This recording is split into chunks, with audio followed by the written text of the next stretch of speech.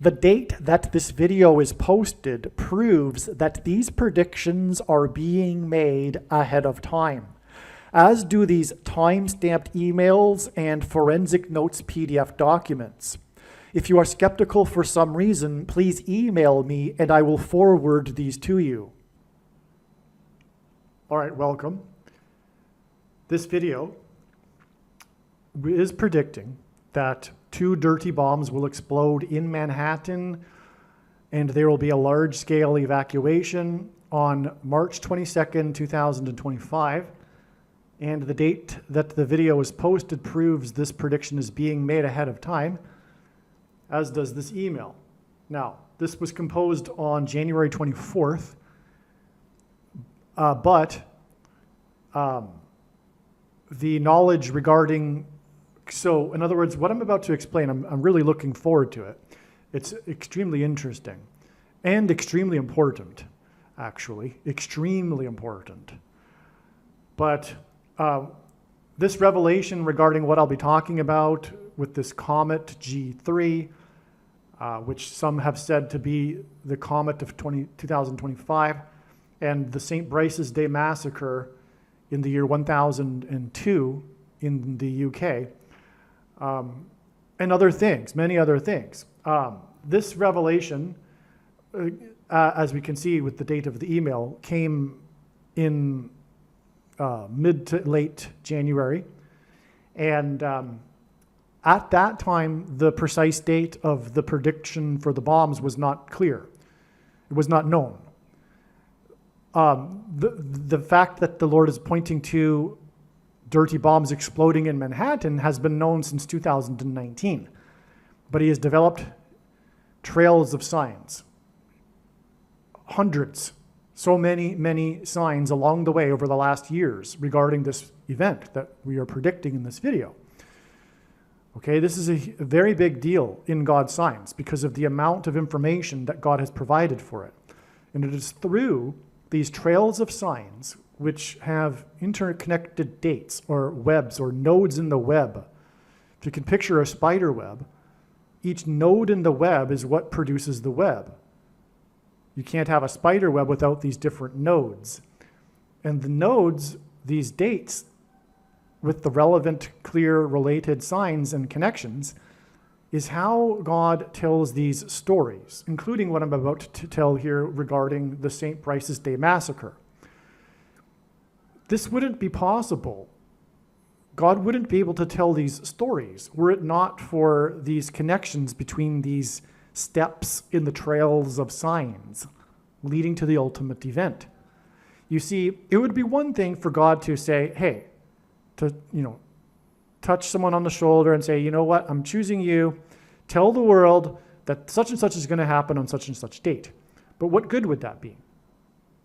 Besides provide more evidence for the God of the Bible, but there's already an overwhelming amount of evidence. Not that it wouldn't be amazing evidence, and it will be when this prediction comes to pass. There will be nothing like it in terms of an evangelism tool. So, but the point is that God does all of this elaborate web building with his signs, which is only being explained on this channel, in order to communicate these extremely amazing stories which contain essential, profound knowledge that everyone needs to know, and information. Everyone needs to know what God is communicating through the big picture of signs, through these stories, which are only possible through the big picture of signs. And God's true big picture of signs, patterns, and connections is only being explained on this channel. And this is an example, this St. Brice's Day massacre and what I'll be explaining here. It's extremely interesting and extremely important. So, although this email regarding this half of the revelation was known on January 24th, as we can see, okay, the revelation that the date would be on March 22nd was understood in late February or mid-February. Okay, so I'll explain that later as we go. So let's begin with what I wrote.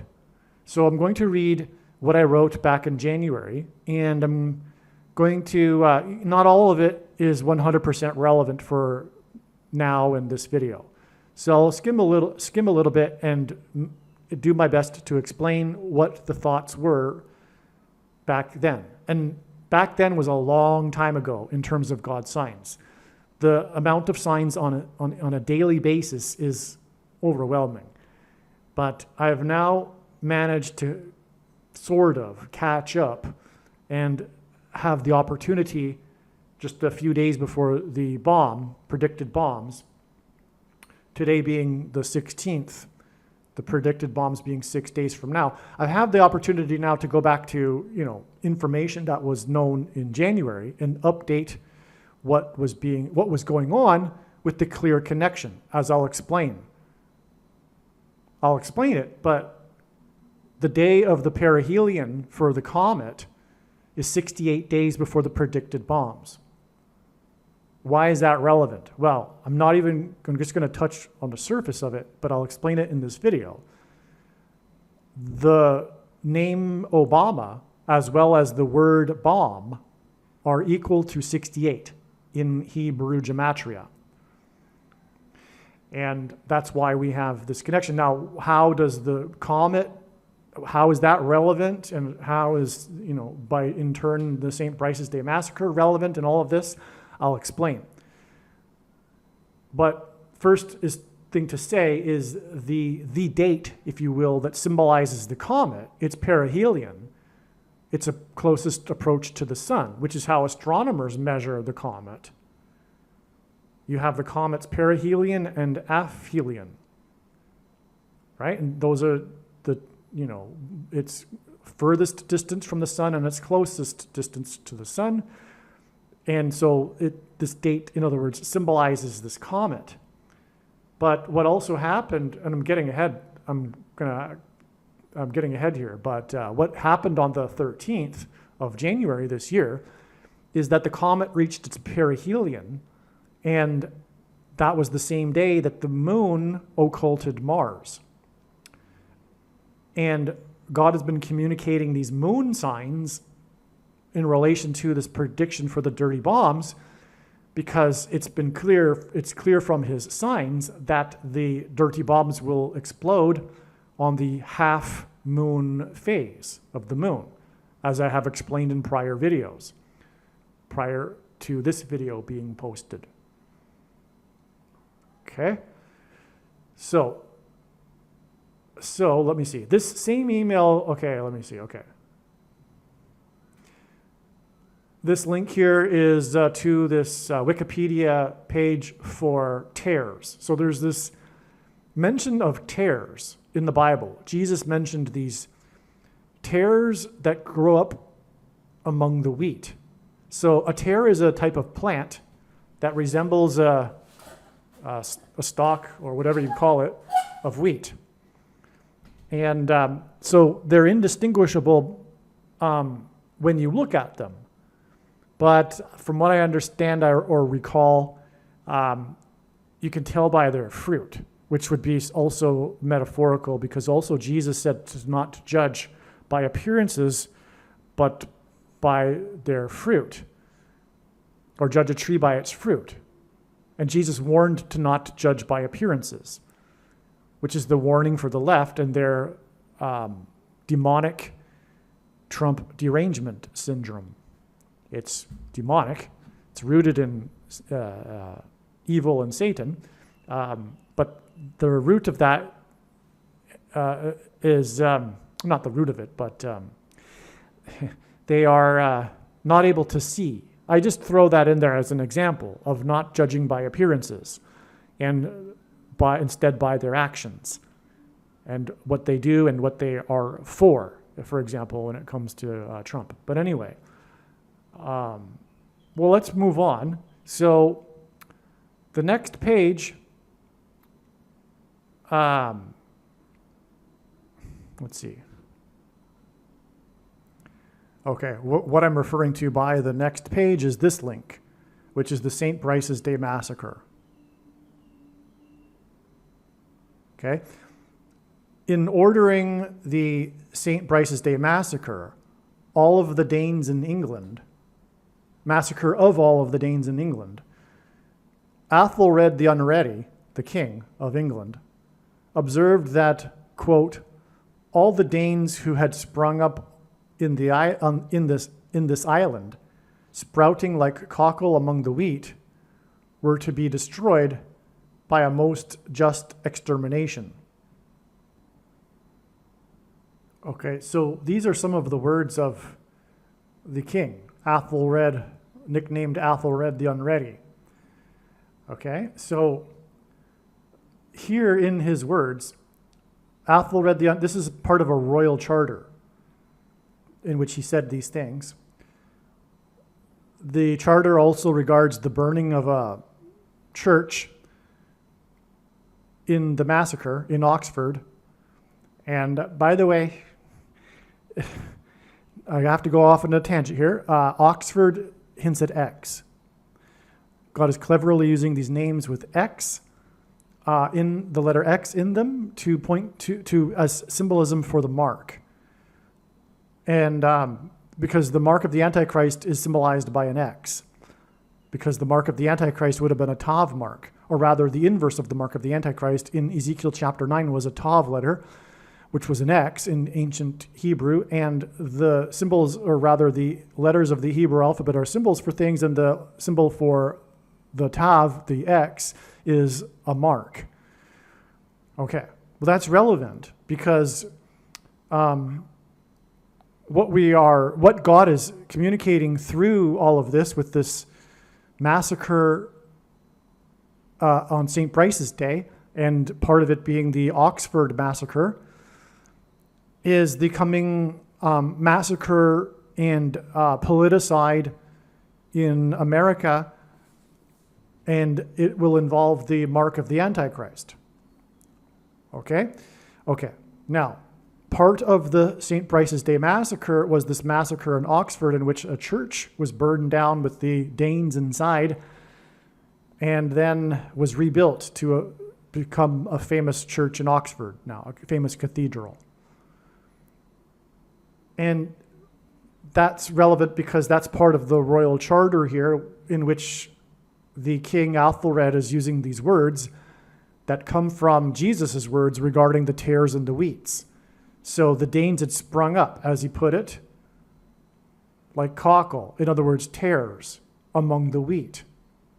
It's a direct reference to the Bible. And they were to be destroyed, and that's also, like Jesus' words, the tares would be destroyed after the harvest.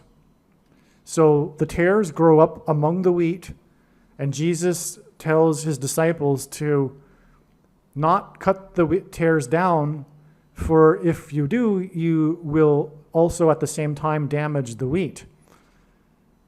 The course of action is to wait until the end of the age, at which time God will collect the tares and throw them into the fire. The tares is a metaphor for quote-unquote Christians that aren't Christians, of which there are many, many today. Many, many, many. There are a lot of tares, but as in the parable in the Bible says,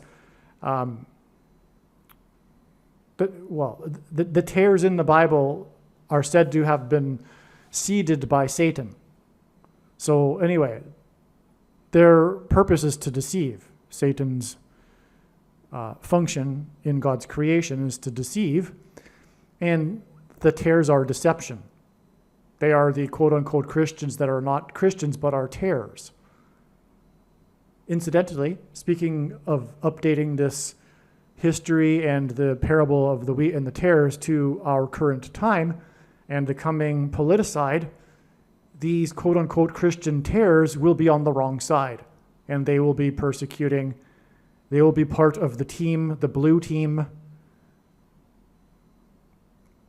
right? You know what I mean? The blue-red state teams. They will be part of the blue team that will be responsible for the genocide of God's true faithful. the wheat that's coming. Okay,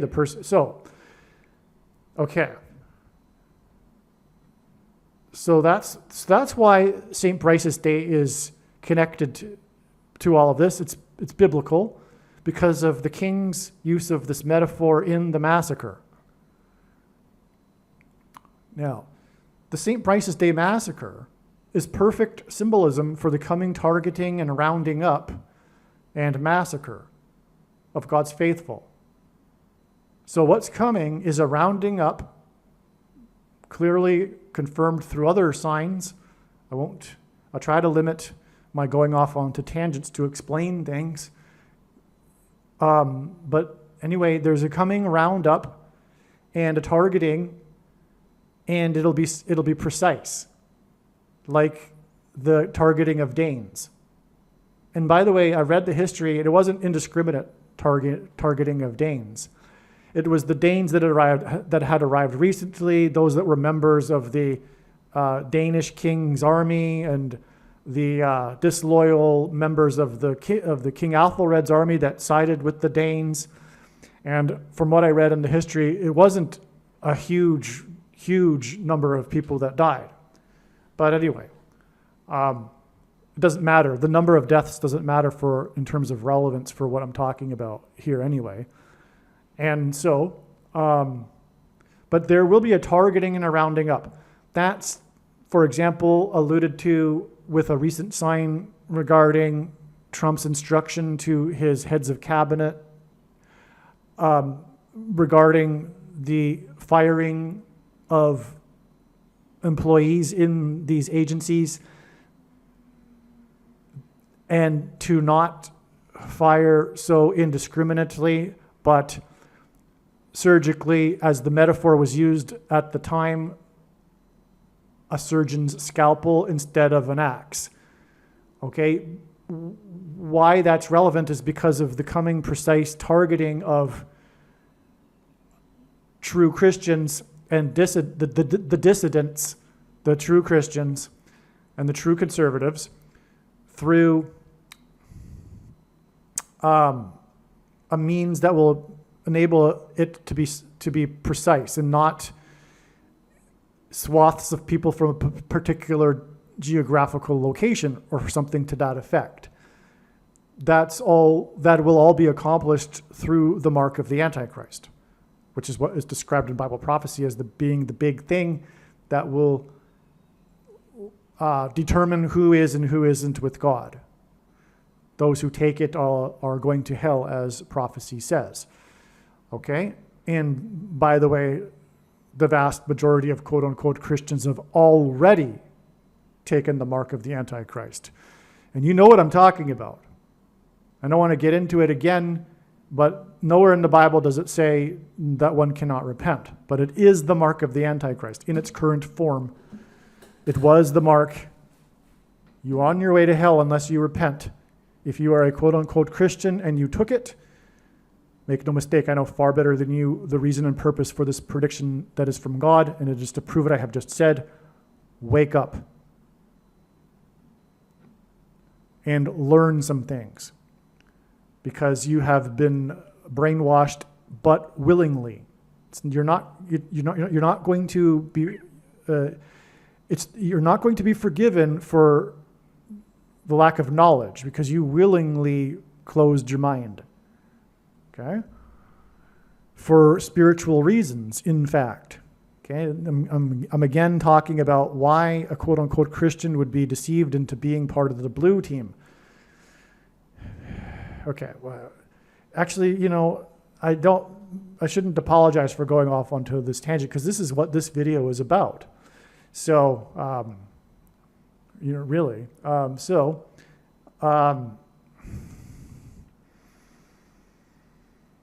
There is no such thing as a quote-unquote Christian on the left. It is an oxymoron.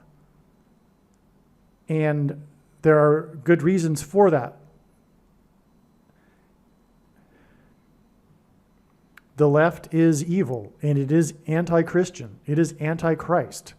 Socialism in all of its variations, including nationalistic socialism, which was the Nazis. The Nazis weren't a right-wing party. They were socialists. All of it is anti-biblical. It's anti the Bible because of the theme that is the Bible and life of slavery versus freedom. It is not true to say that people naturally crave freedom. They don't. They naturally crave to be taken care of. They crave the government to take care of them. It's principles that are founded in ethics from the Bible that engender a person to desire freedom over slavery. It's morals and ethics that informs a person that it is wrong and a sin to extort people with high taxes, with a threat of a gun to their head, which is essentially what it is. You don't pay your taxes, you go to jail, no matter how high the government determines they should be. That's theft. Doesn't matter how rich the person is. And furthermore, I don't want to make this a video about free market capitalism, but it's part of why the left is evil. And the more left a society has, the more antichrist it is, and the more disastrous it becomes.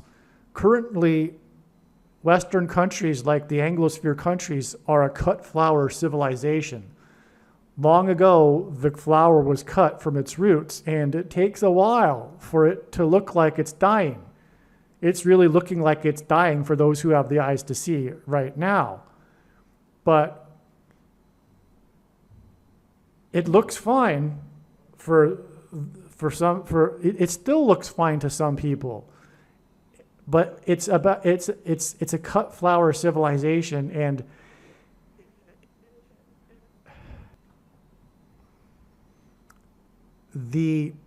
I would say the majority of people in the most populous regions of Canada, for example, no longer have the same values as their antecedents, as their ancestors did a long time ago, who created the nation. Likewise, within the blue states in America, which is why we have our culture war today. It's not really accurate. Well, it is a culture war, but it's also a civil war. But it's not only a civil war, it's a religious war. Unlike the Civil War in the 1800s, both sides of the Civil War shared common values. Today, the two sides have absolutely nothing in common. They agree on absolutely nothing important. They are complete opposites, and that's because it's spiritual, and one side is Antichrist. And it is the values of the Bible, Christian values, that founded the nation. So there's one side that is against the founding values of the nation, and the other side is trying their best to fight back, including atheists that don't understand yet that the Bible, that the Christian God of the Bible is the true God, but they do instinctively know that what is happening is rotten, and they're fighting alongside those that do believe in the Bible. I do not think that the judgment coming will come down. Like I said, what we're talking about in this video are tares, quote unquote Christians that are not Christian. You are not a Christian if you are a blue team member. There's absolutely no excuse either, especially if you live in America with all of the media. In places like Canada and Europe, their conservative movements are a long way behind that of America from the very beginning, in truth, but from the beginning of their societies. But in terms of modern times, and that is because of the media. I mean, But in America, there's all kinds of conservative media, but the blue team nonetheless is living in a bubble. They only get the liberal side, the blue team side, whereas people on the right know fully well their points of view and their arguments because it's the mainstream media. So one side is getting two sides of the story, and the blue team is only getting one side of the story, and it's not the side of the story that's intellectual. It's based on emotions. That's why more women vote Democrat than men, for example. It's all based on feelings. And its arguments are conducive for sound bites or little snippets on in the mainstream network news. But you could go, but even in terms of like 5-minute little stories on NPR, it's nothing, right? Conservative arguments, when they are heard, anyone that listens to conservative arguments is no longer on the blue team, and that's why the blue team won't debate and can't. It's why they resort to censorship, because their arguments are pale. They're not based in facts or reality. It's all based on emotional, utopian vision, ideology, feelings, and it's feminine. So anyway, what I want to do is get back to the story of what God is communicating with these prophetic signs. I think I elaborated enough for now. So again, we're talking about the wheat and the tares, and that's why I had to go into a little bit about what tares are, because what Jesus was talking about were those that looked or called themselves quote-unquote Christians, but aren't. And who are they? Well, in large part, they are quote-unquote Christians on the blue team. There's no excuse for that. It's abhorrent. It's disgraceful. Now, so the St. Brice's Day Massacre, back to what I wrote here. The St. Brice's Day Massacre is perfect symbolism for the coming targeting and rounding up and massacre of God's faithful. So that's why God is using this. I'm about to explain how he is pointing to it through his signs. But first of all, is the St. Brice's Day Massacre a prophetic sign in itself? Yes, it is. It occurred on the date November 13th in 1002. The date 1113 hints at 113 this year. And I will explain how the year 1002 hints at the date 12 this year, January 2nd. In other words, the date of the St. Brice's Day Massacre, as I'll explain, is pointing to these two dates in January this year, January 2nd and January 13th. Okay? Again, through the date 1113, it hints at 113, and the year 1002 hints at the date 12. Now, G113, which God uses in his signs, this isn't the only example. That's the beauty of a developed pattern of signs that's only being explained on this channel. You can recognize these things very quickly. That's because God is using in a pattern throughout his signs G113. G113 is the word in the Greek concordance for lawless, wicked, unprincipled men. On the date 113 this year, the moon occulted Mars.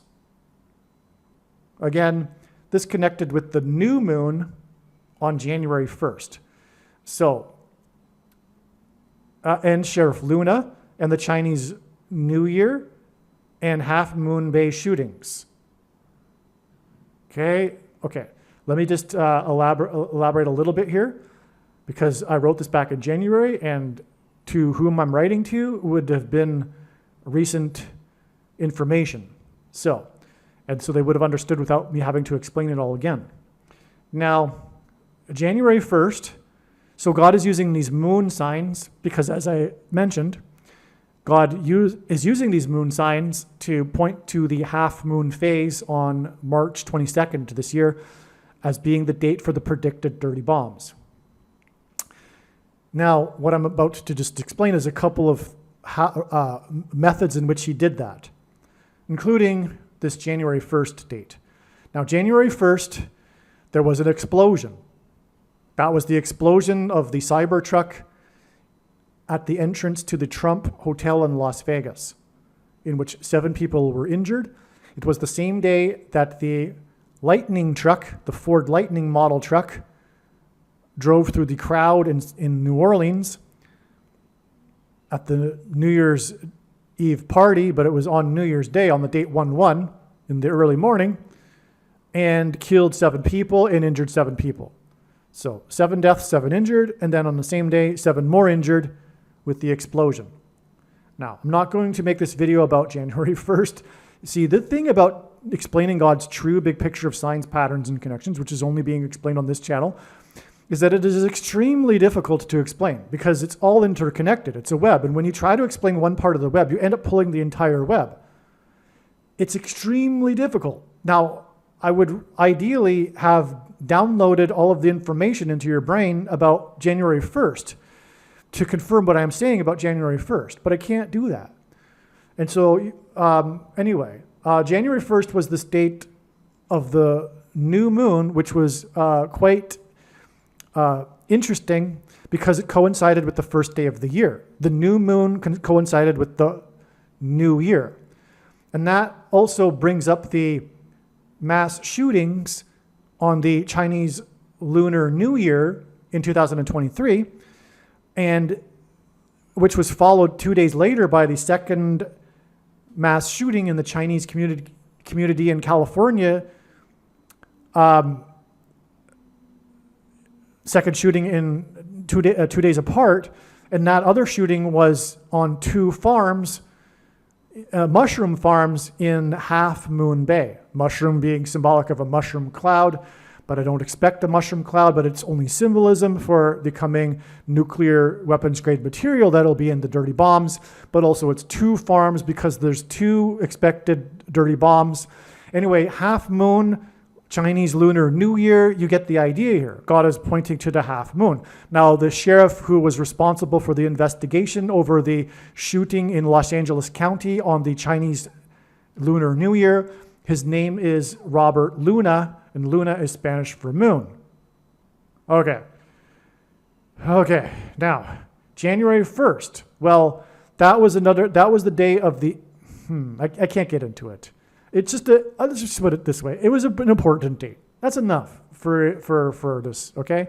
You have to take my word for some things. So it was a very important date, relevant because it's all interconnected, but I won't explain it. January 1st, okay?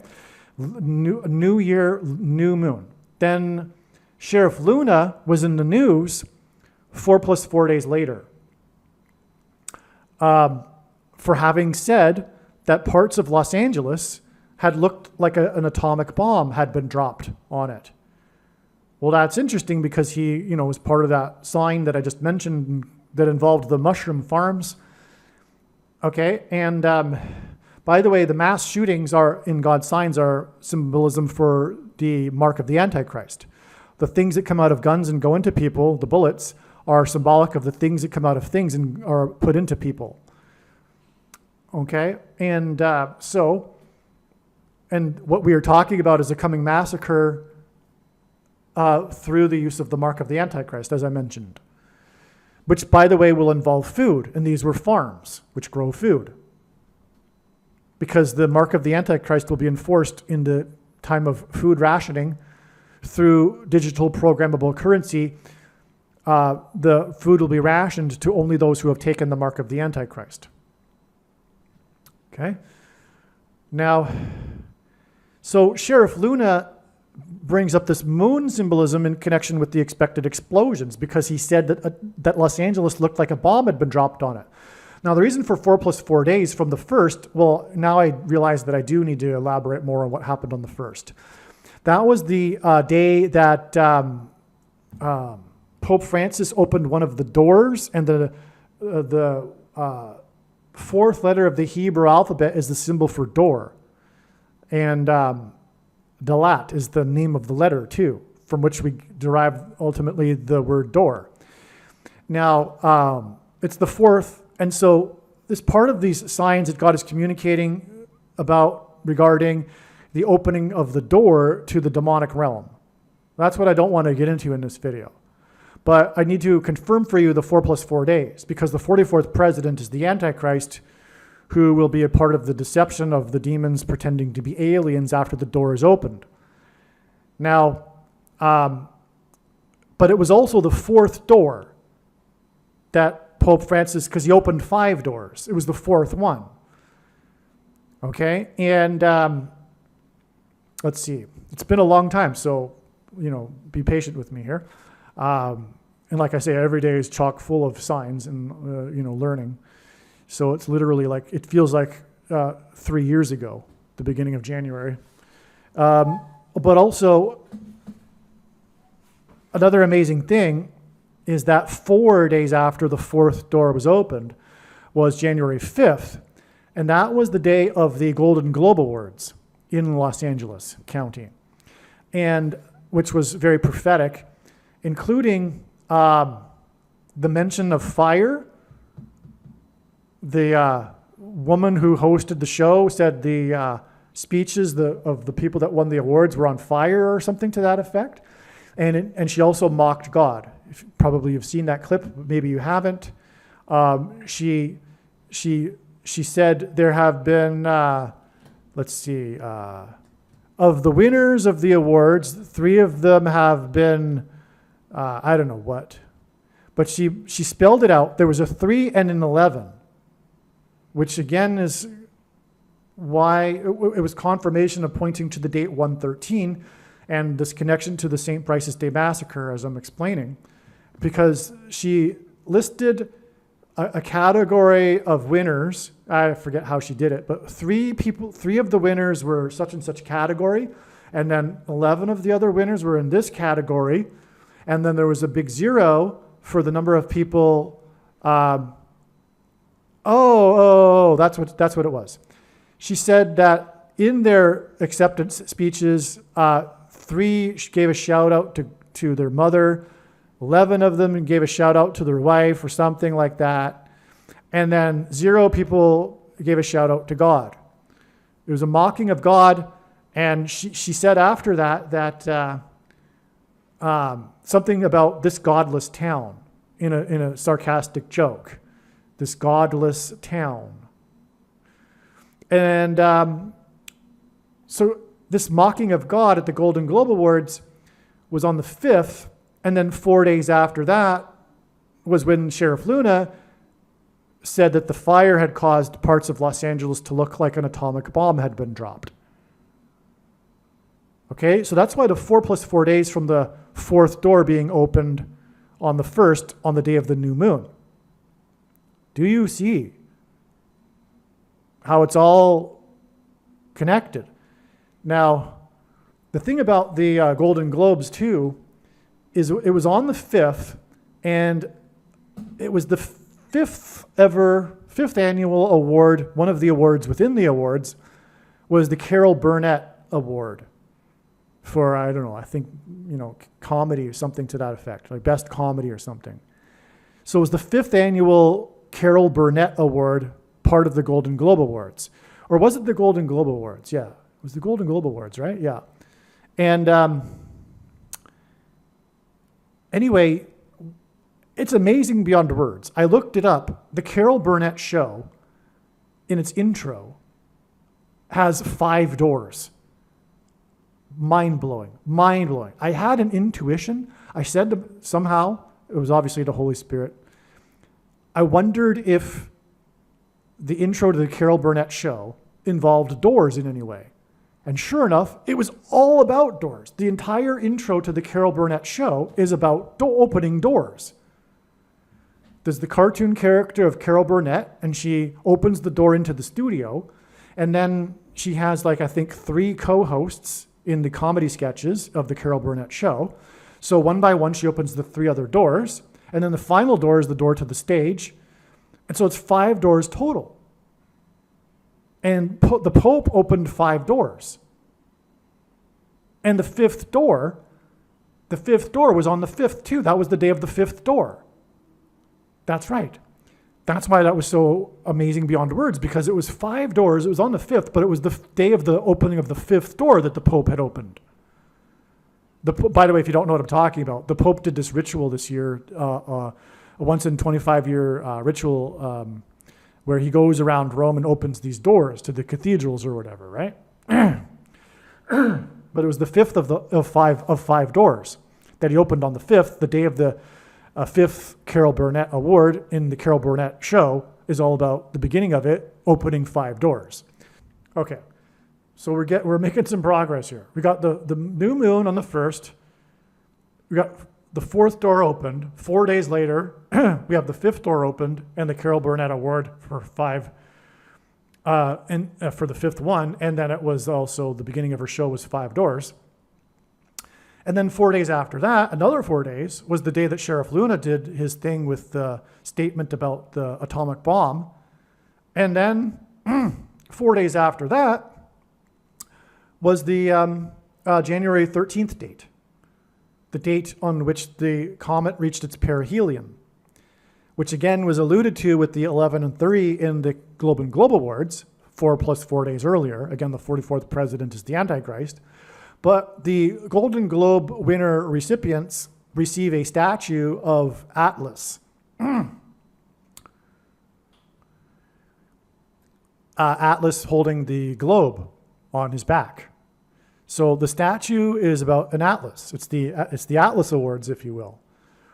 And that's astounding because we were talking about the G3 Atlas comet G3 Atlas. All right? Now, the day that the comet was first discovered was exactly 4 times 4 months after Sheriff Luna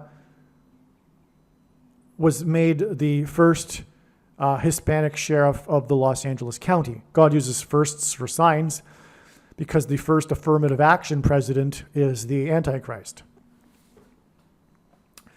Now, okay. So, in other words, now, as you can see, I've connected the new moon to the day that the moon occulted Mars and the perihelion of the comet. And the comet, again, connects to all of this too because it's an Atlas comet. And we're talking about this connection to the Golden Atlas Awards, right? The Golden Globe Awards. Okay. Now, on January 13th, comet G3 Atlas, connected with the Golden Globe Atlas Statue Award, reached perihelion. The comet was discovered on the day that Biden shouted about 2 times 3 deaths at the bridge. I'll explain that in a second, but that was the day that the comet was first discovered, and that was exactly 4 times 4 months, as in the 44th president, after Luna took office, on the day of the death of the actress who played an alien in Star Trek. Okay, we have to pause again here. It's because I need to explain that the way in which God's signs works, which is God's true big picture of signs, patterns, and connections, which is only being explained on this channel, is that it works on the principle of second and third and multiple witnesses confirming a matter as the Bible says is required. And this is what makes what is being explained on this channel true and not a product of one's imagination and different and unique than everything else on the internet that claims to be an analysis of God's prophetic signs. And if we think about it, one simple way in which God would provide a second witness for us is through pairing certain numbers together, such as 23 and 44. And I know that these are the numbers that he uses to confirm his signs and connections because I have been studying his big picture of signs, patterns, and connections from morning until night for more than full-time hours for more than 7 years. And the reason is that the 44th president is the basketball president who wore 23 in high school.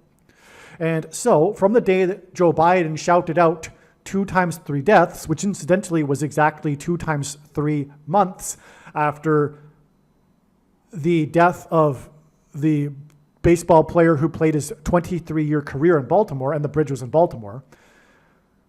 Anyway, just to give you a little, a second witness to the 2 times 3 deaths significance, Okay? It literally is 2 times 3 deaths, not 6 deaths. Well, because, yeah, it is 6 deaths, and it was 6 months exactly after the death of the baseball player from Baltimore, but the baseball player from Baltimore played for 23 years in Baltimore. He played his entire career in Baltimore. One of the greatest to ever play, and there's so much, you know what? I just started pulling the web. Wait a second, let's stop that. I'm not going to explain how that's relevant, because you know what? Here's how it works. It works on the principle of second and third and multiple witnesses, but to explain a second witness, you have to explain the second and third witnesses to that. And then to explain that, you got to explain the second and third witnesses to that, and then the second and third witnesses to those things, and it just goes off into infinity, literally. It's impossible to explain. It's not impossible. I'm doing my best. So anyway, okay.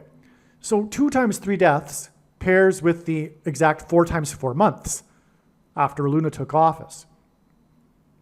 Now, in January, I've connected Luna to the comet. And I've also now connected Luna's taking of office to the comet, because it was discovered exactly 4 times 4 months after Luna took office. Now, let's see. On the date 1-2, famous amateur astronomer, Terry Lovejoy. So he's like a celebrity, if you will, in the astronomy community. He's like the most famous amateur astronomer, Terry Lovejoy. Okay? So God is using these figures, these symbolic people, for his symbolic messages. So this would be a good example. It's an amazing example, actually. But to give you how it works in principle, a certain person will symbolize a certain thing that God is wishing to communicate. So Terry Lovejoy is being used here by God. And that makes sense given that he's like a very famous astronomer, but the most famous amateur astronomer. Quote, so Terry Lovejoy wrote about Comet G3 Atlas, the comet we're talking about, on January 2nd, okay? He reported, quote, this is from the Wikipedia site, quote, Terry Lovejoy, quote, reported that the comet experienced an outburst, estimating its magnitude to be 3.7.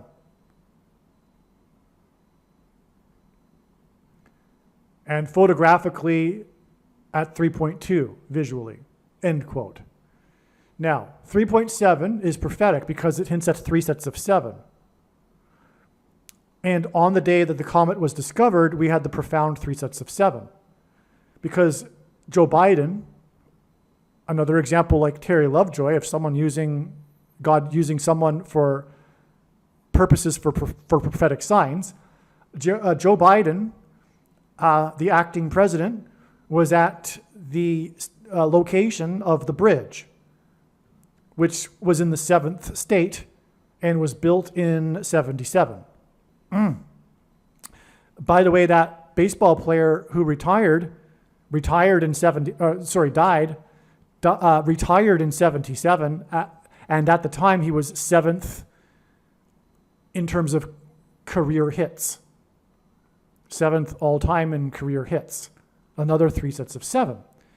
Well, the 3 sets of 7 is relevant because of the book of Joshua and the Israelites enacting a symbolic 3 sets of 7 before the walls of security of Jericho collapsed in God's judgment, which made the collapse of the bridge such a symbolic sign. Okay, now, I mean, there's so much to say about the bridge, which I explain in other videos, and really I can't get off onto that tangent. But that's the significance of why so 3 sets of 7 is relevant. Actually, 3.2 is relevant too because the word bomb in simple English gematria, A equals 1, B equals 2, C equals 3, is equal to 32, as is the name Obama. And Obama hints at Obama, as I explained in other videos. Terry Lovejoy reported an outburst. Okay? That's the significance here. He reported an outburst on this date 1-2, January 2nd, on the comet we are observing, which is symbolic of the opposite of love and joy. Okay? And also, Terry hints at tears. That's why God is using Terry Lovejoy. Terry hints at tears. It's part of this pattern that God is using with these names of or words that rhyme or resemble the word tears. It's not just an obscure thing. Like I say, it's all based on second and third witnesses. I don't just come up with these things out of a hat. There's reasons for why I know these things, including how, for example, God has been, prior to this, using words, names that resemble the word tear. So Terry hints at tears. Clear. It's clear, right? It is also symbolic of an explosion. That's what an outburst is. That's what it was on the comet. His report of the outburst, or explosion, if you will, on the date 1-2, hints at the year of the St. Brice's massacre in 1002. The targeted massacre symbolizes tears, as the king named Athelred the Unready, referred to the parable of the wheat and tares in his decree for the massacre. As in the book of Esther, the massacre began on the 13th of the month. So that's another thing here. That's another confirmation, another second witness that the St. Brice's Day massacre is biblical. It's part of a prophetic sign, because not only did the king talk about the parable of the wheat and the tares, but the date is astounding, because the massacre date in the Bible is also on the 13th, when the Jews were decreed to be massacred, just like the King Athelred made his decree to kill the Danes. The Jews in Persia were decreed to be gotten rid of also on 2 13th days of the month. I mean, the decree was made on the 13th of the month, and the decree said that the day for the massacre would also be on the 13th of a month. Okay, so that's why the St. Brice's massacre occurred on the 13th of a month. Now,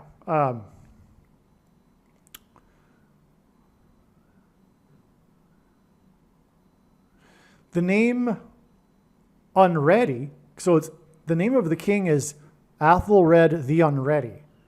The name Unready hints at the quote-unquote Christians who are unready and will end up with the tares. The following is the amazing second witness to the relevance of Terry Joy. Now we definitely need a second witness here. I've said that Terry Lovejoy's prophetic, but why? How do I know? It's more than just that he's a famous amateur astronomer. Okay? But when I confirm that he is relevant, that will in turn thereby confirm the relevance of his reporting of an outburst on the comet on the date 1-2, which would then in turn confirm the year of the St. Brice's massacre in the year 1002. So in other words, there's two sets of numbers with the St. Brice's Day massacre. We have the date, which is confirmed, the date 1113, and as I'm saying, it hints at 113 this year, but also Lovejoy hints at 1-2 because he reported on the date 1-2, and the St. Brice's Day massacre was in the year 1002. Okay. Now, so what's this? What is there more regarding Terry Lovejoy? After perihelion, this whole paragraph is from Wikipedia. After perihelion, the comet reappeared in the southern hemisphere. It became clearly visible with the naked eye on the 18th of January. No, it became clearly visible with the naked eye, and on the 18th of January, its tail was reported to be 4 degrees long, with its magnitude, while its magnitude was estimated to be negative 0.9, which is very bright, by the way. Magnitude works, the smaller the number, the brighter it is. However, on the 19th of January, Hungarian astrophotographer Lionel Magic, reported that a bright streamer appeared within the tail while its head became less prominent, indicating that the comet could have disintegrated. Reports of an earlier fragmentation event were recorded as early as January 12th. And while the exact cause of the comet's breakup were currently unknown, it is likely the intense solar heating during perihelion had caused jetting and outgassing from the nucleus, leading to its eventual fragmentation. Despite this, the comet retained the shape of its tail, now resulting in a quote-unquote headless comet similar to Comet Lovejoy in 2011. So the most famous amateur astronomer, Terry Lovejoy, has a very famous comet named after him. In fact, the comet of 2011. So the astronomers like to give a comet the title of the comet of a particular year. And so the comet of 2011 is the Comet Lovejoy, which obviously Terry Lovejoy discovered, which is why it's named after him, which is part of why he's arguably the most famous astronomer, amateur astronomer. And by the way, on that note, God is beautifully incorporating every aspect of culture you might think of into his big picture of science. He's egalitarian in that way, if you will. I mean, he's focused on America, don't get me wrong. He's not, DEI. The signs aren't in every country in the world. They're focused on America. But what I mean is every aspect of American culture, from all kinds of different aspects of pop culture to movies to sports. And now we have this example of the astronomy community being brought into the science with Terry Lovejoy. Okay, so the comet Lovejoy, though, was also a headless comet. And it's not like an incidental detail. This is a detail that I'm quoting from the Wikipedia page regarding the synopsis of the comet G3 Atlas. In other words, on the Wikipedia page itself, comet G3 Atlas is being compared to comet Lovejoy. That right away, right there, is a confirmation that Lovejoy's description or his role in the G3 comet, Atlas comet, is relevant. And what was his role? He was the guy that discovered its outburst. He was the first to report the comet's outburst. What are we talking about in this video? We are talking about a predicted outburst. Explosions of dirty bombs on the day of the half moon, which is a celestial astronomical event. Okay. The comet became clearly visible to the naked eye, and the day of its perihelion, I think this is a typo, but the day of its perihelion, anyway, was the 13th, and again, that's like the symbolic date of a comet, right, is the date of its perihelion. Prior to January 19th, it was known that this date was a step in the trail of signs regarding the predicted nuclear or dirty bombs in New York City. January 19th was the day after the Lion's Den. I'm going to skip this part here, okay? So on January 19th, so what I'm saying is that God was ahead of time, pointing to January 19th in terms of a prophetic explosion sign. The sign we received, part of it, involved another aspect of this Comet G3 Atlas. But as you can see, what I'm getting at here, this comet is about it becoming headless. Well, how did it become headless? From its nucleus fragmentating. And then the jetting and the outgassing, the outburst. It's all about the nucleus of the comet. But as I'll also explain in a second, I forget where it is now, there's a nuclear shadow. Okay, so the comet, prior to the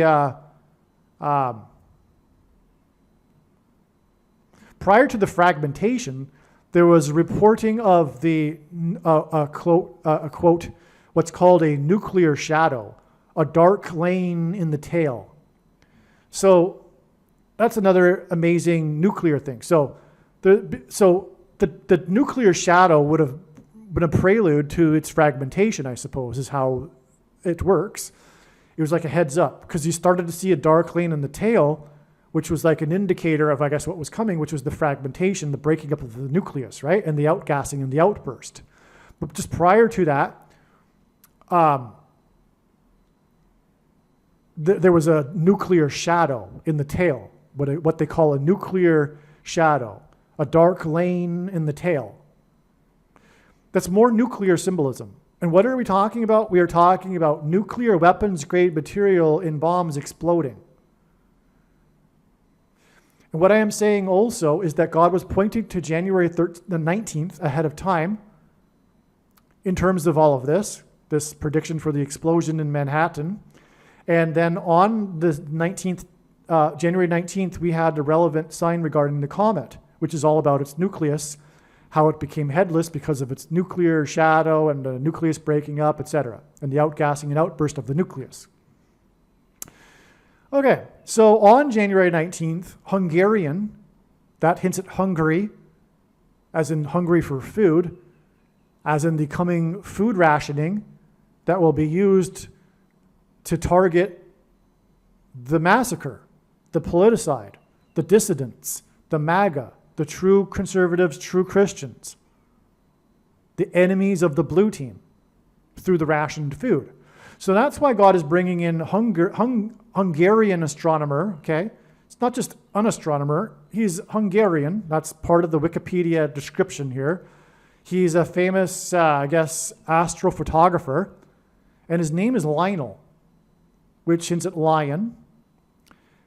First reported, that's not relevant without me explaining other things, but anyway, first reported that Comet G3 Atlas had the visible hallmarks of becoming fragmented. The fragmentation was likely caused by outgassing from the nucleus.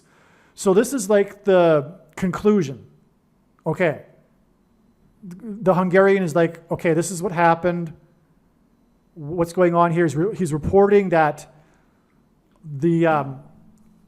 he's the guy that says, look, what we have here is a fragmented comet. Comet G3 Atlas had the visible hallmarks of becoming fragmented. And that was because of the outburst. Okay? So, in other words, the comet's no longer a comet, which is significant, right? That's a symbolic. It's like the end of the comet, if you will. And this is the guy. And he's relevant because he's from Hungary. Okay, but also the fragmentation, let me see.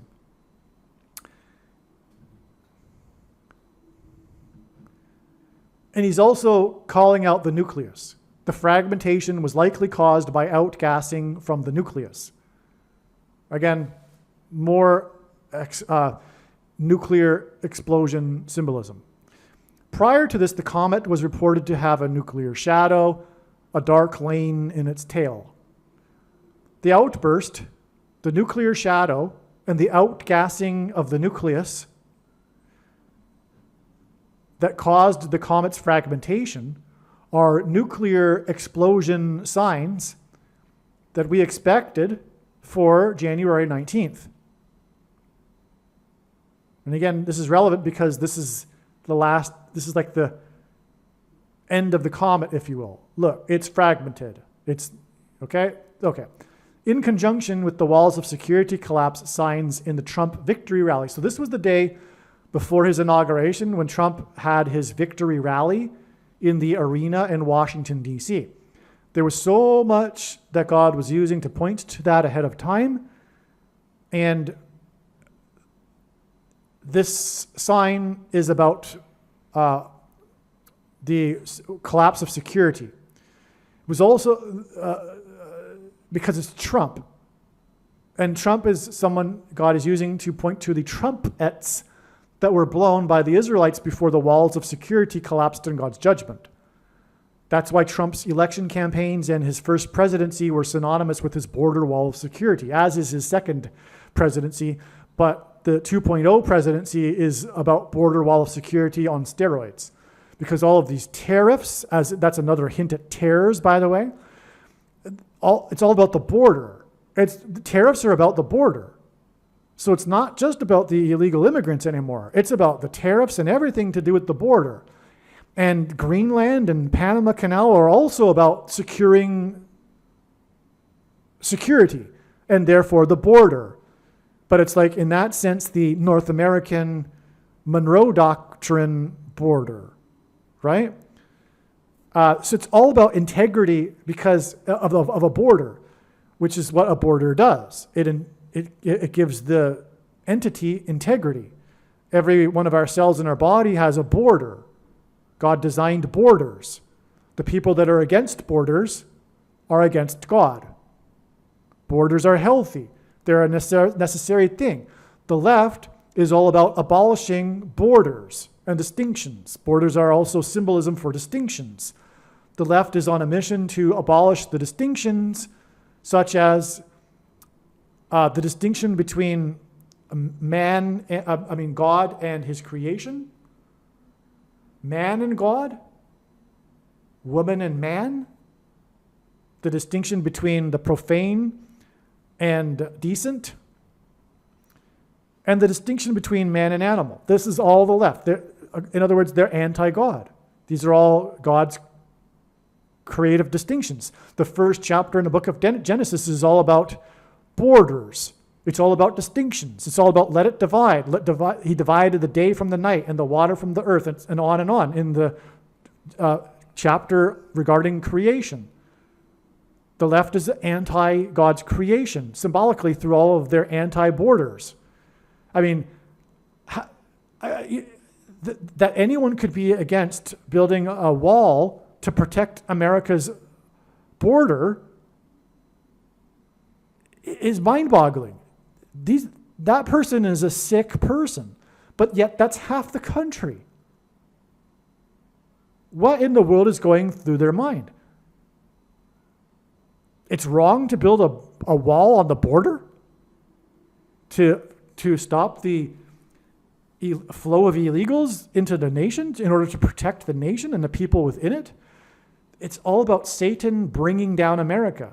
Anti-Americanism, which is the reason why they wouldn't want to build a wall, because there are anti-Americans in America, not just in Canada and Europe.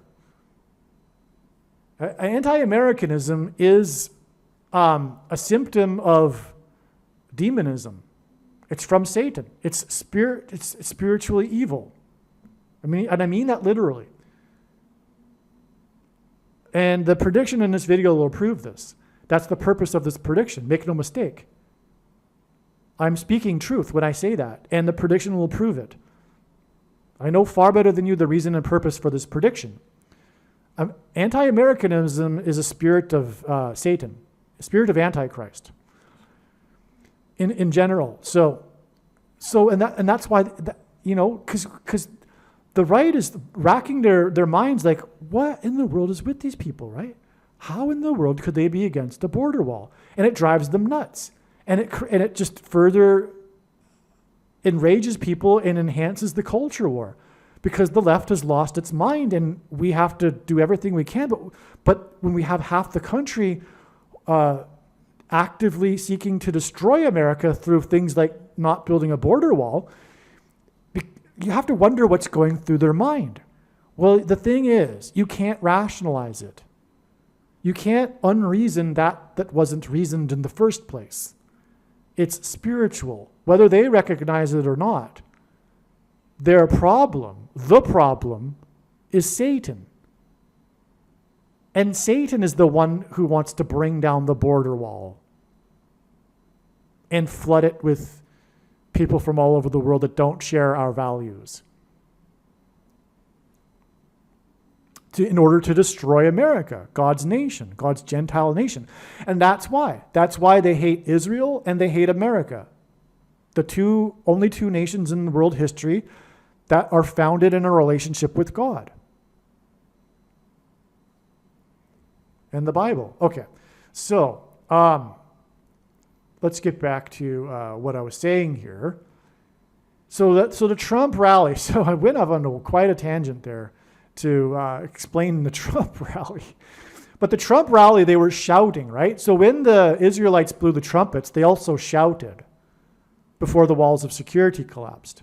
So in other words, this Trump victory rally, and by the way, the Israelites were victorious over the Jerichoites, or however you would call them, the inhabitants of Jericho. They blew the trumpets and they shouted, and then they defeated, as in victorious, the inhabitants of Jericho. So the victory rally was about shouting and well, okay, I don't know if they blew trumpets, literally. Well, no, they did. Actually, they did. Because if I recall, at the victory rally, the YMCA came on. That's the reason for the whole YMCA phenomenon. It's a prophetic sign from God because it's a trumpet song. The song heavily uses trumpets. And it's trump. In archaic English, the word trump means trumpet, or the sounding of a trumpet. So at the victory rally, there was shouting and trumpets, which was the sign that God was saying would happen in advance. And like I'm saying, God pointed to January 19th in advance. And I'm 98% certain that January 19th was recognized before it was learned that there would be a victory rally. Because from what I recall, Trump announced the victory rally just a few days before the day. Okay, so, January 19th was recognized longer prior to that. And so, but the victory rally ended up being the sign we were expecting in advance, this collapse of security, which is related to the bombs. But there's more to it, and I explain it in other videos, how the victory rally is all part of that. Now, having got into that, that's the second witness to the other sign, which was the sign involving the comet on this day, which was when it was officially reported, if you will, to have been fragmented due to the nucleus. That brings us the nuclear aspect into the signs expected in advance of January 19th, as in nuclear explosions and collapse of security. Because when the dirty bombs explode in New York City, it'll be a collapse of security, which was warned of through the events of 9/11. In 2001, and this is the follow-up, the collapse of security, and that is symbolized with the victory rally in conjunction with the news about the comet's nucleus having caused it to fragment, or the nucleus fragmenting. Okay, now this also perfectly aligns with how January 13th was a step in the same trail of signs. Again, on January 13th, the comet reached perihelion and first became visible. No, I don't know if that's correct, but anyway, on the day, and that was the day that the moon occulted Mars. Mars in God's signs is symbolic for war, because in ancient astronomy it is. And the dark lane in the tail was reported on January 3rd. And the comet became marginally visible to the naked eye on that day, on January 3rd. January 3rd was 4 times 4 days, before January 19th, and January 13th was 2 times 3 days before January 19th. A pairing of 23 and 44, as I explained earlier. Quote, despite this fragmentation, the comet retained the shape of its tail, now resulting in a, quote, headless, quote, unquote, comet, similar to Comet Lovejoy in 2011. Okay, so again, this sentence is a quote from the Wikipedia page. And again, this comet is compared with Comet Lovejoy through it becoming headless after it approached the sun. And here is a quote from the Bible.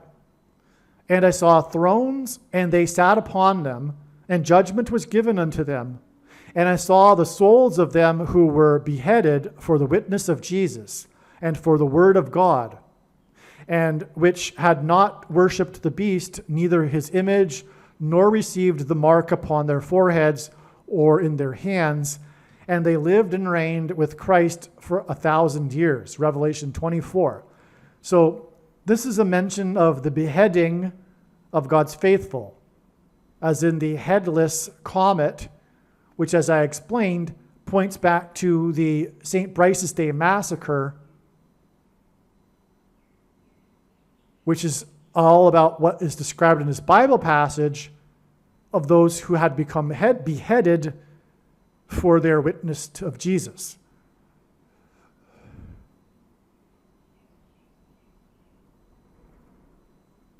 And you can be sure that the tares will not be of those who will become beheaded.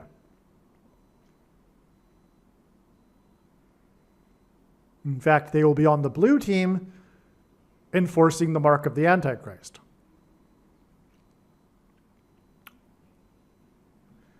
Terry, as in Tares, Lovejoy, reported the outburst on January 2nd.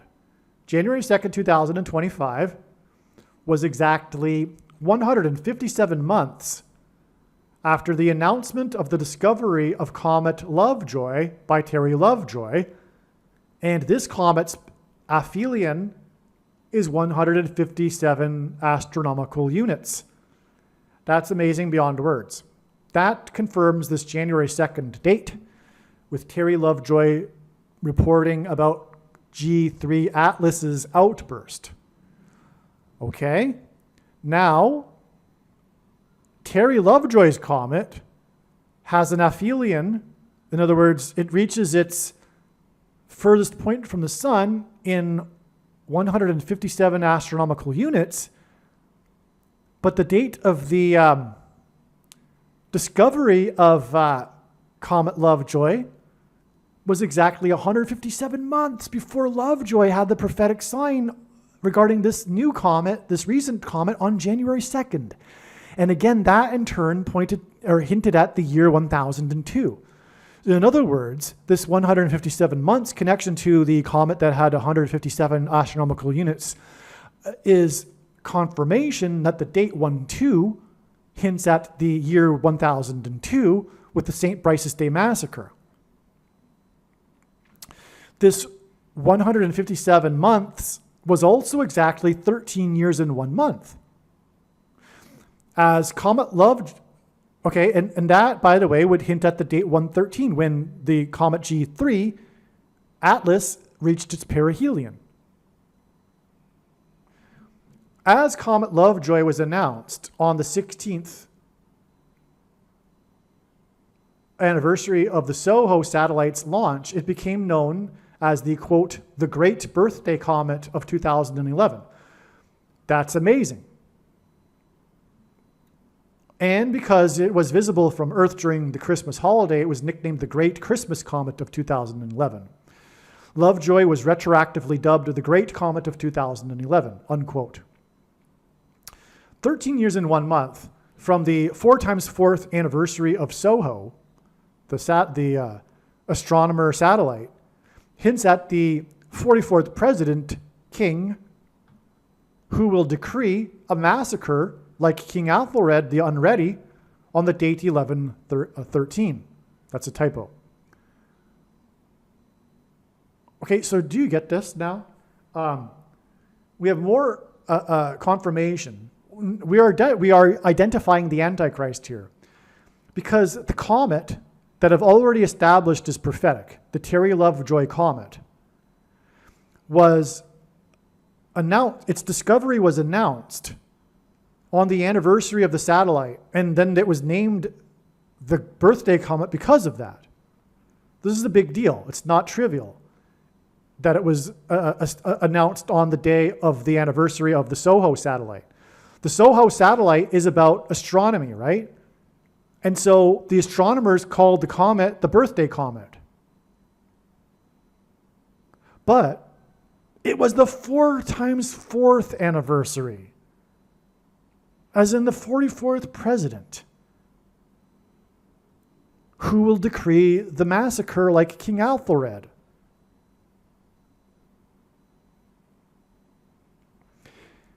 Terry Lovejoy's comet Lovejoy was the first Creutzfeldt group comet discovered by ground-based observation in 40 years. It had an observation arc of 40 days. The tares will be weeded out through a period of testing that is symbolized with the number 40, but also the 40 years and 40 days aspect of the Lovejoy comet is further confirmation of the 44th president. And again, it was announced exactly 4 times 4 years after the launch of the SOHO satellite. That's amazing.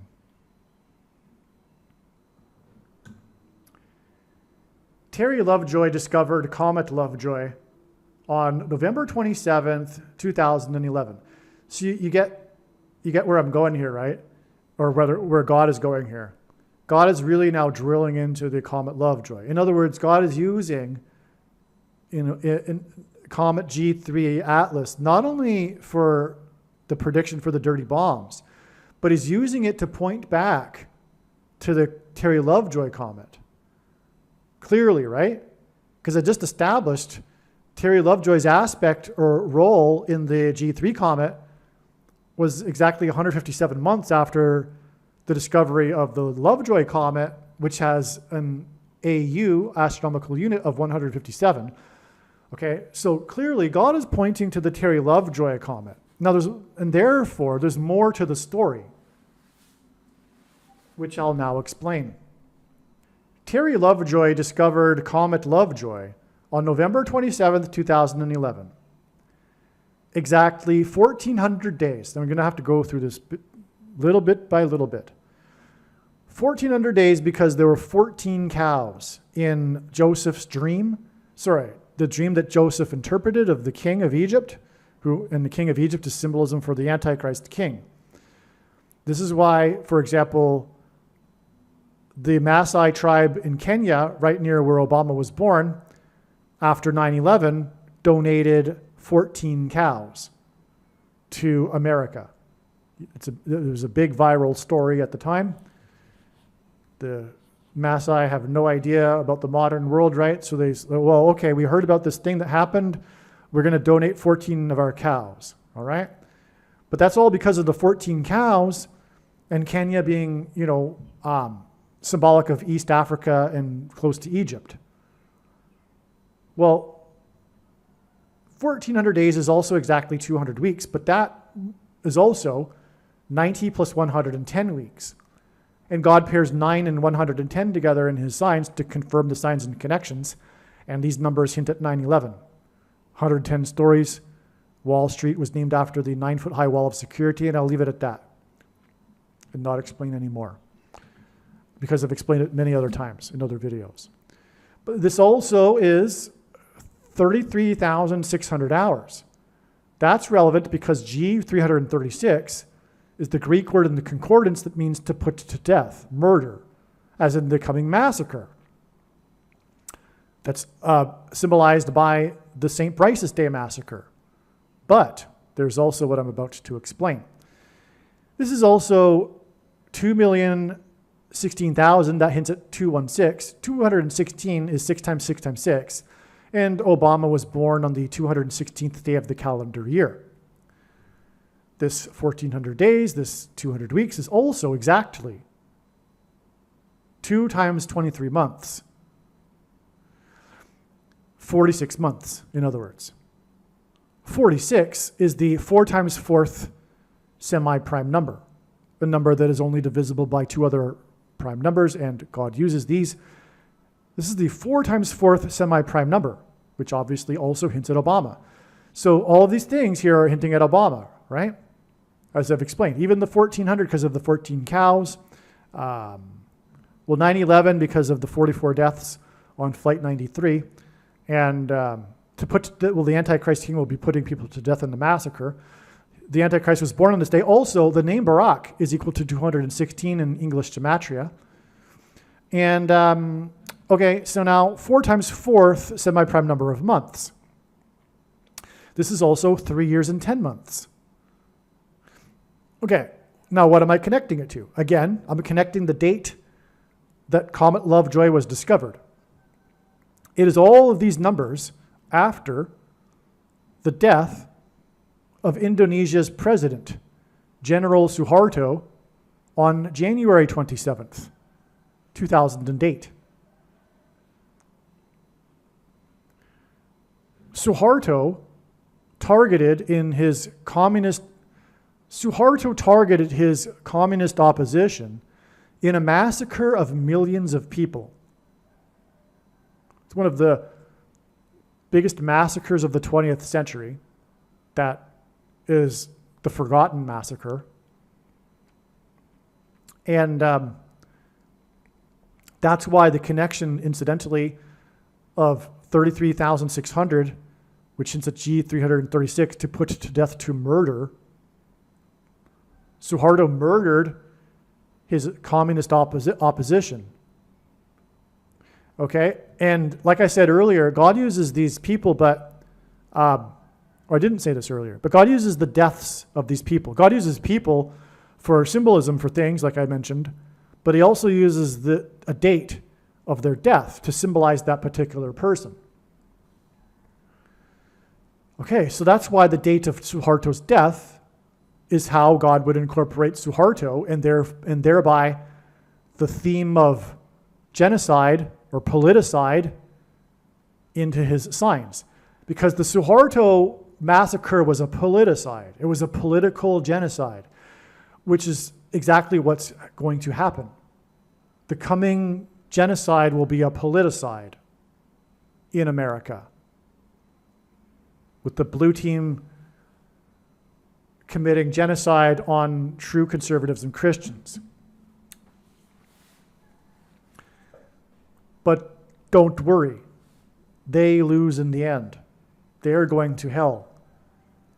Like I read earlier, those who will suffer will live eternity with Christ. Okay, so Obama and his mother moved with his stepfather to Indonesia after he was recalled after the massacre.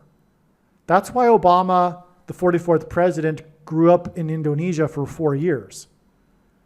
It's because his stepfather was recalled by the leadership of Indonesia back to Indonesia from his time. I think he either was studying or I think he was a teacher. Anyway, he had to come back because of the outcome of the massacre. In other words, Obama moved to Indonesia right after the massacre because God is pointing or using that massacre, the reason why Obama moved to that nation, in order to point to the massacre that Obama will lead, just like General Suharto. Which incidentally is why Suharto died in 2008, during the rise of Obama to the presidency. Okay, so 2 times 23 months, remember I said it was 46 months, 4 times 4th semi-prime number. It's also 2 times 23 months. 2 times 23 months hints at pairs of 23 chromosomes. And that's the mark of the Antichrist, alters a person's chromosomes, which is what marks them. Change their chromosomes, they are no longer God's the way God created them. Terry's, as in tears, okay, Terry's discovery on November 27th, 2011, was also 2 years and 23 days after the election of the 44th president. Okay, so you see, the discovery of the comet, Lovejoy's comet, was exactly 2 times 23 months after the death of Suharto.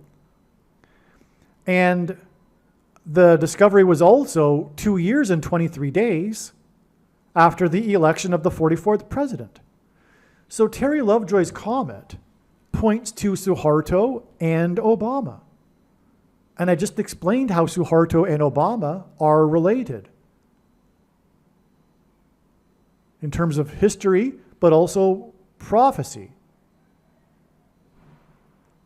And it's amazing because the 2 times 23, or the 2 years and 23 days, or the 2 times 23 months, is how Obama will conduct his massacre, his politicide, through the mark of the Antichrist, or rather the restriction of rationed food, through the mark of, and the enforcement of the mark of the Antichrist through the restricting of buying and selling food, which changes a person's pairs of 23 chromosomes.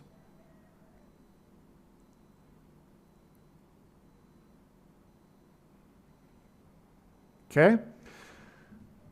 Let's see. 3 years and 10 months hints at G31 in the Greek concordance, which is the Greek word for message or announcement, which hints at the announcement of Lovejoy's comet on the 4 times 4th anniversary of Soho, and the coming announcement, decree, by the 44th president of a politicide massacre like in Indonesia. Therefore, the massacre in Indonesia, and by the way, therefore, the massacre in Indonesia connects to the massacre in England and Comet G3 Atlas. I've connected Lovejoy to the Indonesia massacre. You've seen, that's clear, right? Now, as I explained earlier, I also connected Lovejoy to the massacre in England. This would be why the name Lovejoy. It's a play. It's like a contrast. God is used. What is more in contrast to the evil of a Holocaust or a genocide? Lovejoy, right? So, okay, so where was I here? So therefore, the massacre in Indonesia connects to the massacre in England. Therefore, through Lovejoy, God has connected the Indonesia massacre to the massacre in England through Comet G3 Atlas and Lovejoy, whose tail was reported to be fragmented on January 19th in conjunction with TikTok going dark. That was the day that TikTok went dark. I forgot to mention that. The reason why that's relevant, that was a major prophetic sign. Like again, I explained, we expected these signs long before January 19th. And one of the signs was TikTok going dark. So there's the big story about TikTok, right? And how there's the controversy of whether or not it should be allowed to remain or not. But it came to a kind of climax on the 19th when it went dark. TikTok users could no longer use TikTok. That's because TikTok time is up. Because the victory rally at the arena, like I said, was symbolic of the walls of security collapsing. And prior to the Israelites blowing the trumpets and shouting, there was a 7-day lead up. It was like a tick-tock. It's like a countdown. And so God is using this tick-tock sign as symbolism for the countdown. Time is up. Going dark. Furthermore, what part of the judgment that's coming, which is predicted to occur on August 13th, is a solar flare that will knock out the power grid. Tick-tock, tick-tock, tick-tock, going dark, time's up, destruction time for America, as was warned of on 9/11, which is incidentally why the date January 19th. It hints at 1/19 and 9/11. And the Trump victory rally and walls of security collapsing symbolism. Okay, so tail equals Revelation chapter 12. Let's see.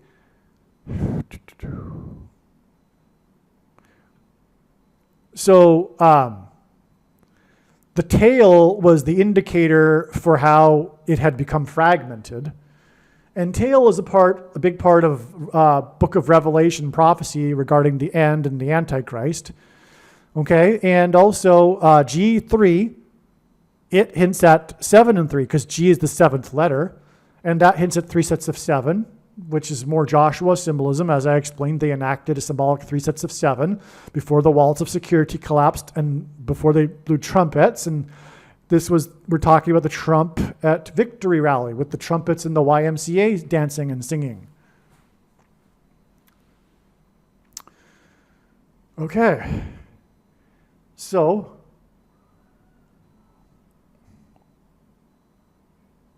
you see, just to say it one more time, the Indonesia massacre, what I wanted to say earlier was that the Indonesia massacre was a politicide, and those that were killed were part of the communist rebellion against the central government.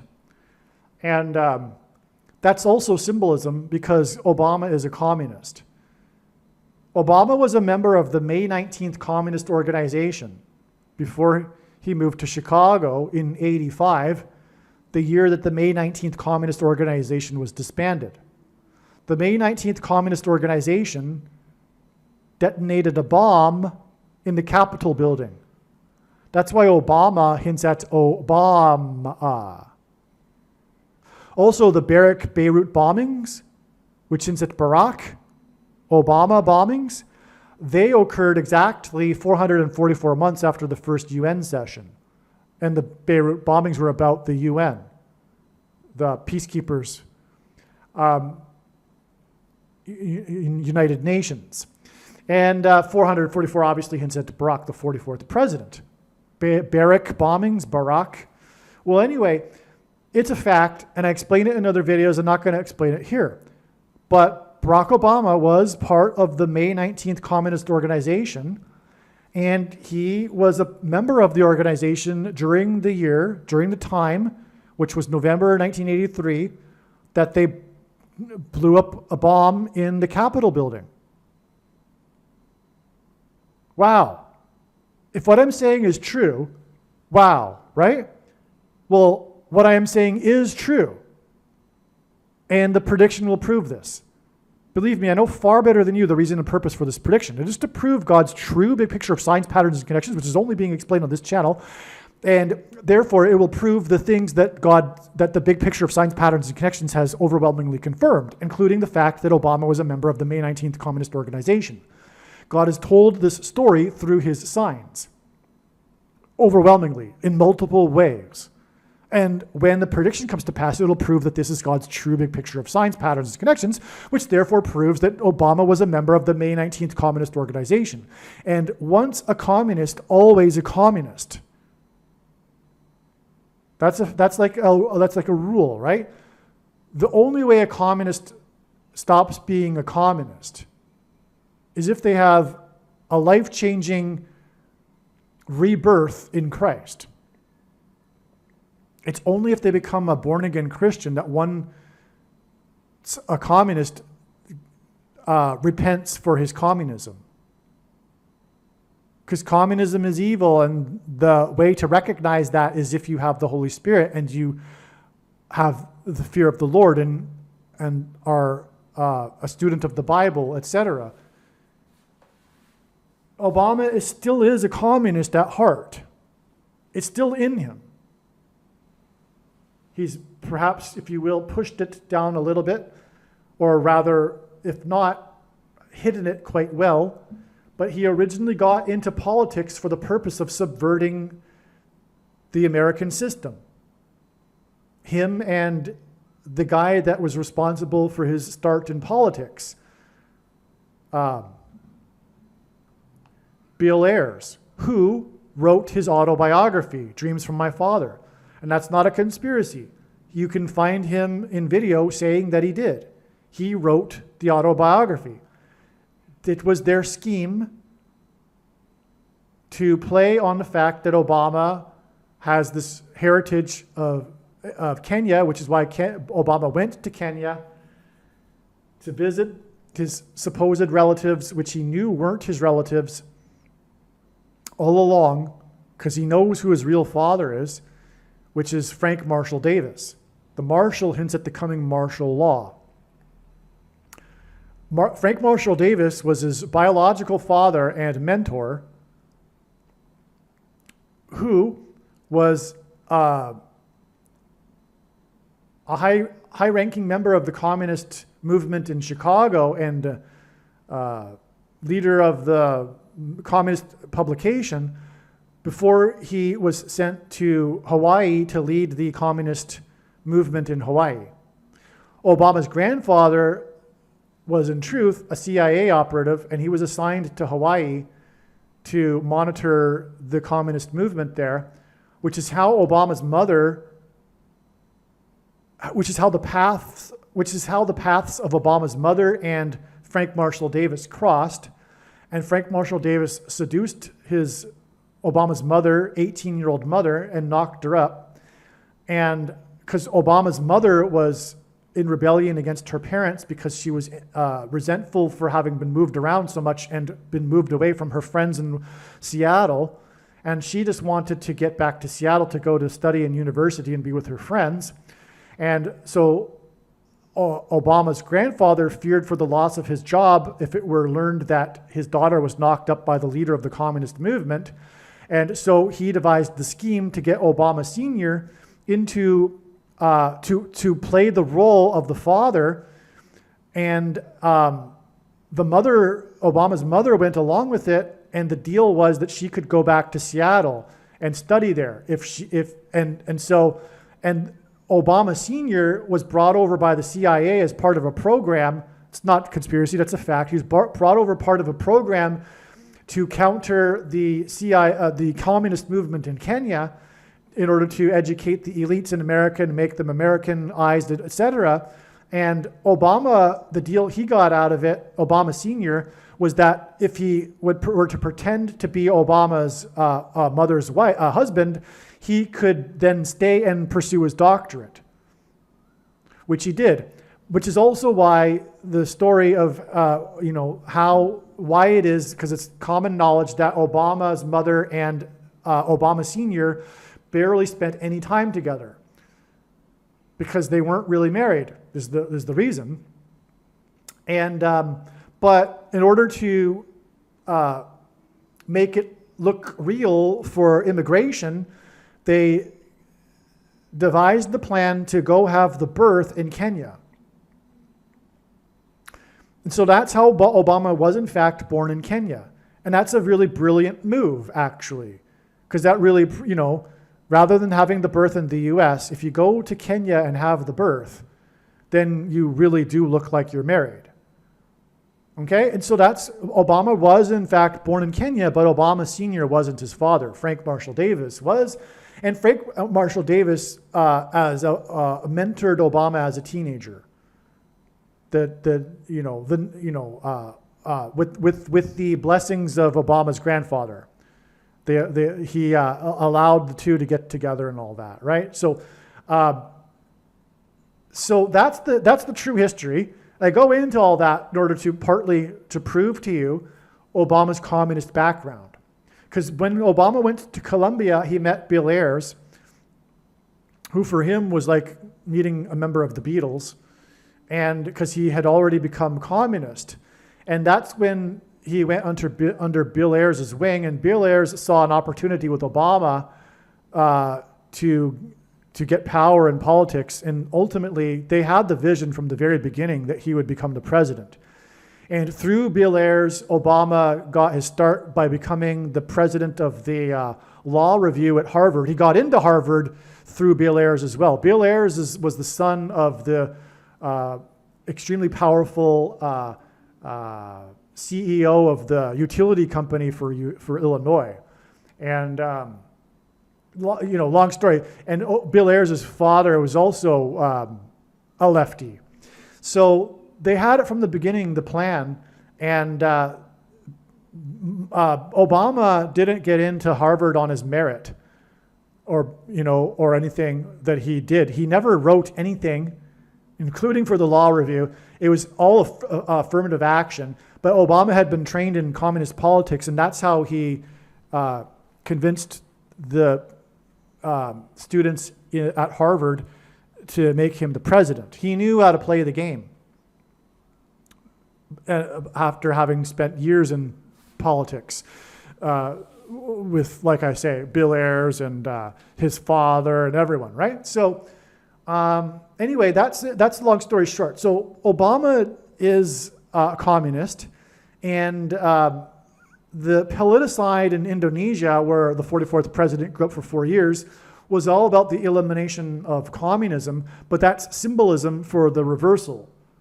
Because the truth is the blue team is communist. It's modern day communism. The useful idiots that don't know that, the brainwashed masses aren't really recognizing necessarily how what their movement is rooted in communism. But like Stalin said, they're useful idiots for the cause. And so what we have coming is like the reversal, if you will, of what happened in Indonesia. Well, not that the Suharto side is symbolic of true Christians or the MAGA. Don't get me wrong. Okay, so that's enough of this paragraph, I think. I think we're getting close to the end of this video now. This connection to the present from the death of Suharto has been patiently waited for.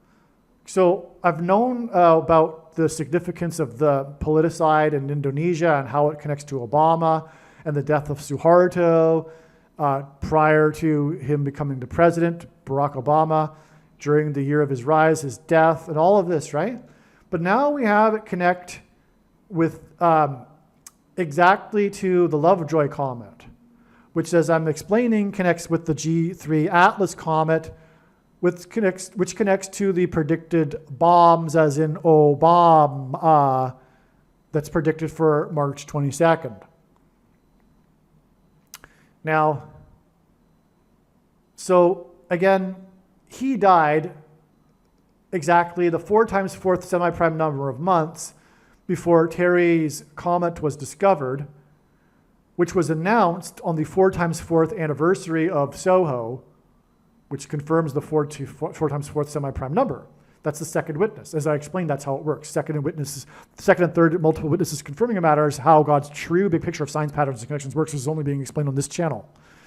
The announcement of the comet with a 157 AU astronomical unit was 157 months exactly before Terry, as in TERS, reported the outburst on the comet.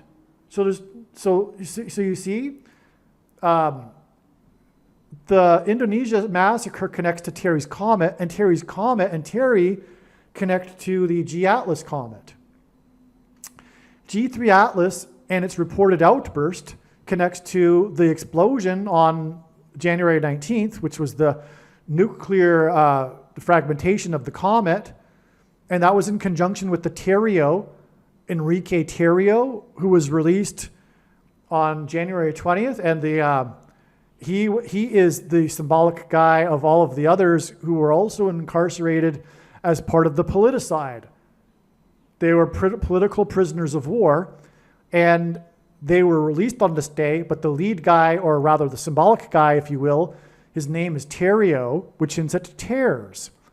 And on the 20th, the tariffs were mentioned in the speech, and there's tariffs are coming. There was the first, the day of the beginning of the tariffs, which is also hinting at tears.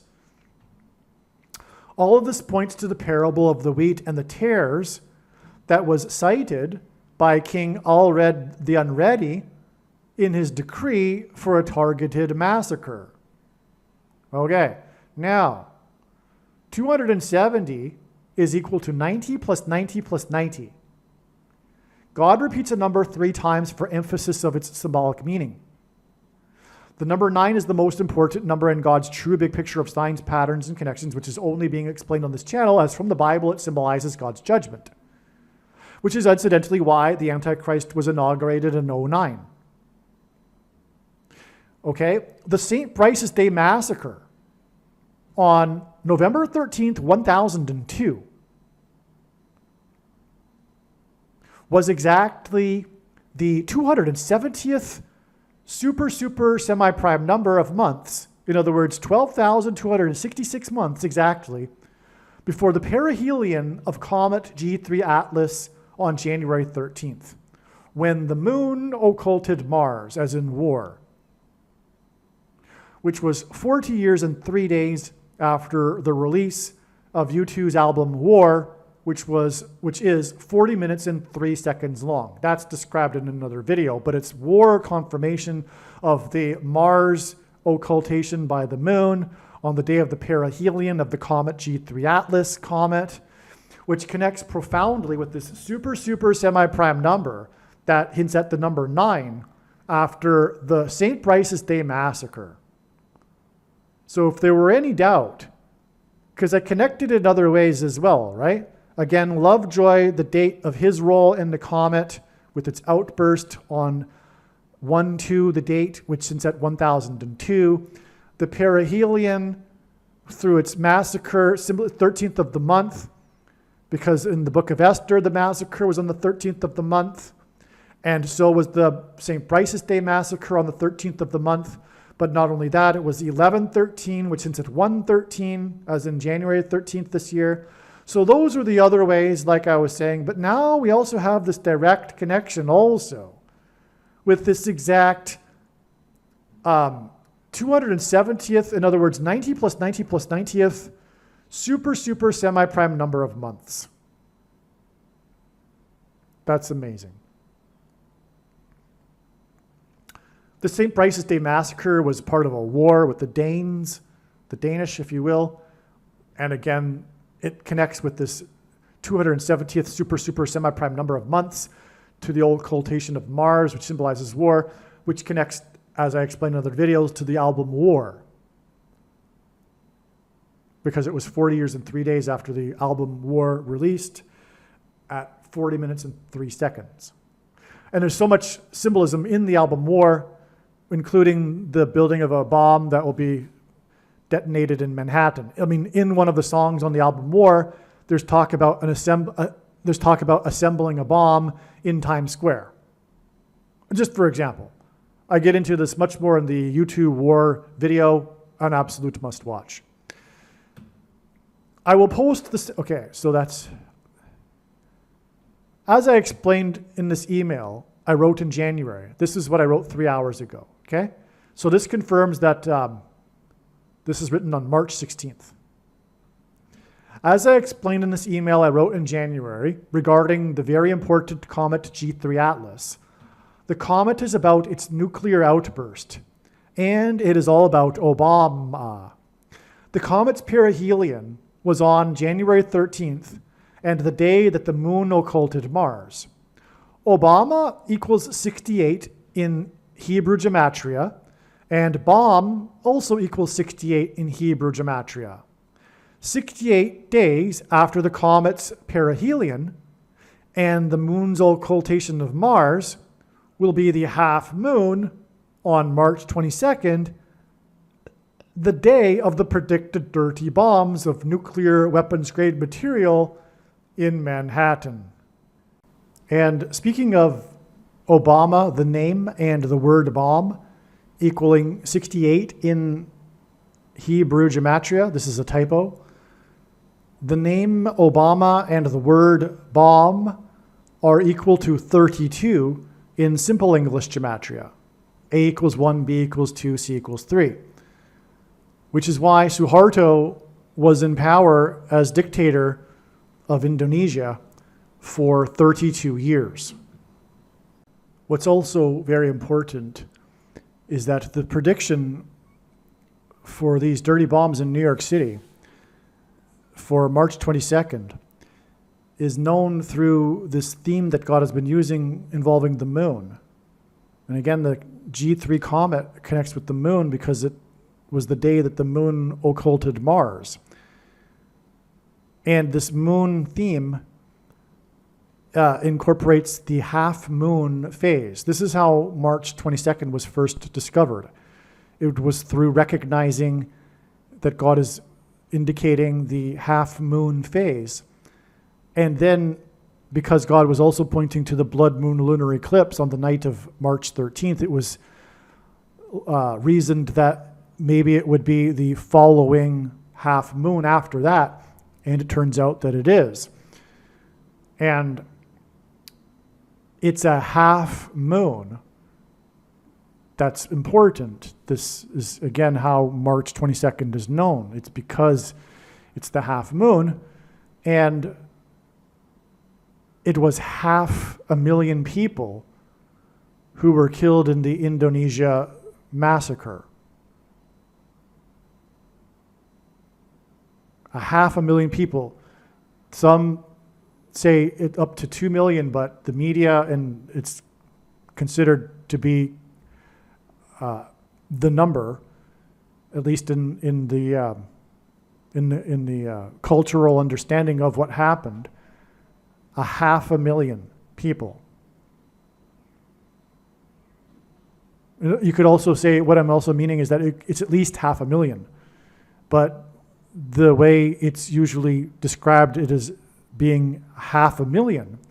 And now I have just described or explained how all of this connects back to the Suharto massacre of 500,000. It's all connecting to the half moon phase and the predicted dirty bombs, which is war symbolism. What I also forgot to mention is I explained earlier the prophetic sign that was Sheriff Luna's statement that parts of Los Angeles County had looked like an atomic bomb had been dropped. Actually, one other thing too. That was the day of Jimmy Carter's funeral. And in God's signs, Carter is symbolic of Methuselah, who was the oldest patriarch in the Bible and died at the timing that the flood judgment began. And the name Methuselah means when he dies, destruction. And so God has been using Carter, the oldest living president, to hint at Methuselah and his death. And when Carter would die, it would mean destruction. When he dies, destruction. Well, at Carter's funeral, the big story was how Obama and Trump were talking, and no one knows what they were saying. And so the big story was, look who's talking. Well, on the day that Sheriff Robert Luna became the first Hispanic sheriff of Los Angeles County, it was the day of the death of the actress who starred in Look Who's Talking, Kirstie Alley.